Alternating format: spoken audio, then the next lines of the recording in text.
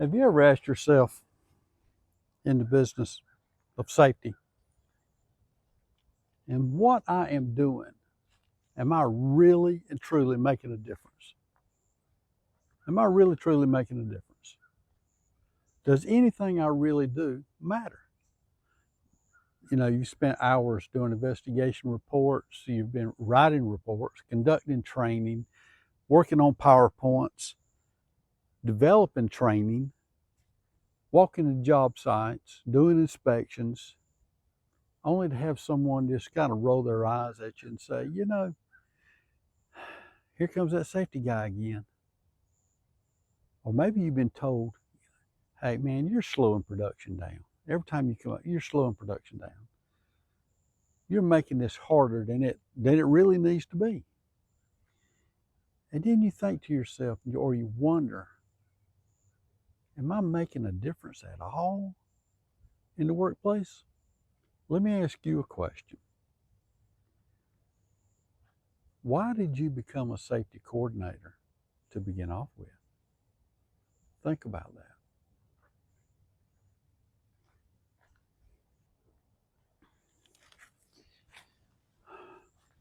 So, why did you become a safety coordinator? I'd love to hear your answers. Drop them in the comments below because I think your answer to that question may just in fact help somebody else out who's wondering that same thing. So let's talk about today, just for a moment. Let's discuss something that is not discussed really at all: the why behind safety.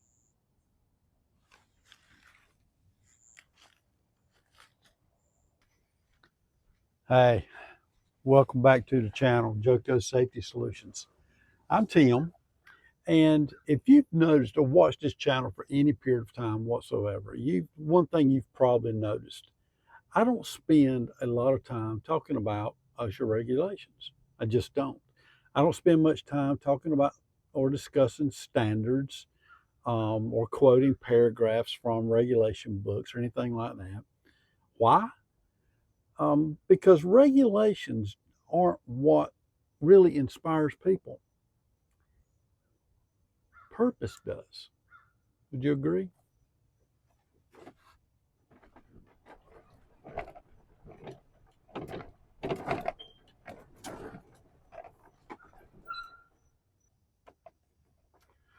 So today I want to take just a moment to talk about probably one of the most important jobs in any organization.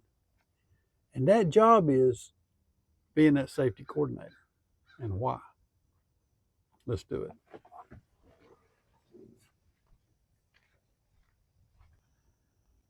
Here's the truth. Most people don't really understand what a safety coordinator actually does. Yeah, they see somebody wearing a hard hat, handing out safety glasses, walking around with a clipboard, maybe conducting inspections, holding safety meetings, reviewing paperwork, working on a computer in the office, that sort of thing. That's really all they see. But every safety coordinator knows the job goes really a lot deeper than that, a whole lot deeper. They don't just inspect equipment. They don't just perform those inspections of a facility or on a job site. They don't just identify hazards. You try to change habits. You see the habits that are there, maybe the unsafe habits, and you try to change that mindset. You don't try to enforce policies. You're not the police. You work every day to protect lives. That responsibility weighs heavier, a lot heavier, than most people actually realize.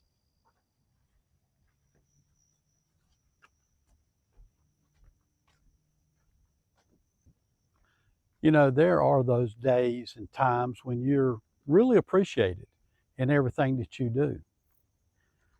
But let's be honest, there's also times when really you're not the most popular person in the building or on the job site. You're the one who has to say, stop, wait a minute. Let's take a look at this thing. You're not doing it that way, are you? Come on. You know, sometimes that's just the case. You're the one asking the difficult questions. You're the one delaying production because something isn't safe. And sometimes people don't think thank you for that either. They just don't. Sometimes they actually avoid you. Sometimes they question your decisions. And occasionally, just like now, you may be questioning your own self. We've all done that before. Question ourselves, did we make the right decision or not? And then imagine this. You come up on one of your job sites and you see something on the job site that is not just it's not set up correctly. Something's wrong. So you stop, you get out, you go over there to the job site, and you look at what's taking place, and you say, "This is not right." And you stop the job. Let's stop. Well, once you said that, the employees are mad. The employees are upset. Maybe they got some words to say to you, or whatever. Supervisor's a little upset because hey, this might be Friday afternoon. We're trying to get this done so we can go home.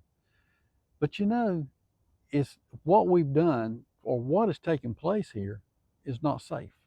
So finish everything up, get everything corrected, we leave and we go home. Monday morning we come in, we turn on television there in our office, and we discover that over the weekend there was a job site from another company, something very similar to what we're doing, that has had an employee killed as a result of possibly the same thing that was not done, that was also not done on your job site. Nobody's going to thank us for having that courage to stop the job. That's probably one of the most unpopular things that you can do. But having the courage to stand out, to be different, and say, you know, we're not going to do this. We're not going to play this game. We are not going to lose an employee because we did not follow safety rules and regulations. Now, like I said earlier, I'm not here to talk about regulations. I'm not here to talk about standards. That's not something that we do because it's a lot bigger picture than that. And that bigger picture is each and every employee going home at the end of the day. Like I said, nobody's going to thank you for stopping that job. In fact, you may hear a little bit out of it. There's not going to be no award ceremonies. There's not going to be no celebrations of any kind. But having that courage to stop that job will make all the difference in the world. Because you know, as that safety coordinator, that my goal today is that everybody goes home safe. Everybody gets to go home to their family and have a good weekend, hopefully. Get out and enjoy some things. That's what we're doing here today on the Intercoastal Waterway here in North Carolina. Enjoying life a little bit. And you want all your employees to do the same thing. Now, I'm not saying go to the Intercoastal Waterway and enjoy it, but just being with their families, taking that opportunity to just clock out until we clock back in either the next day or whenever. Makes a huge difference. So why are you a safety coordinator? I'd love to hear from you. I'd love to hear your comments. I'd love to hear your thoughts. What made you decide to become a safety coordinator? And it may be something that someone else can benefit from. You know, in this job as a safety coordinator for a number of years before I retired, I have seen a lot of things take place.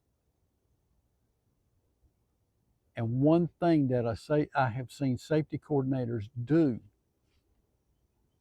when there is a hazard, when there is someone making a unsafe decision,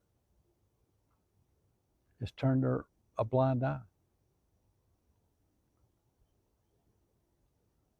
And then someone gets hurt.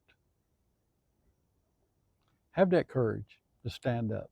Have that courage to ask your own self, why am I here? What am I doing? Am I making a difference?